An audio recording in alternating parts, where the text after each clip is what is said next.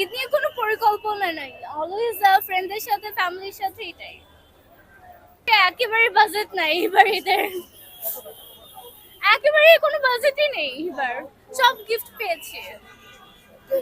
কতগুলো গিফট পেয়েছেন? 3-4টা হবে, ফ্রেন্ডদের থেকে, ফ্যামিলি থেকে। না, ওইটা তো ঈদের দিন পাবো, এখনো তো আগে আগে দেয় না কেউ। ফিউচার পরিকল্পনা, ফিউচার পরিকল্পনা কি নিয়ে? জীবন নিয়ে, আপনার জীবন নিয়ে। আমার লাইফ নিয়ে I wanted to be very independent in future, এটাই। পড়াশোনা করতে চাই, কাজ করতে চাই, করব। বিজনেস করতে চাই।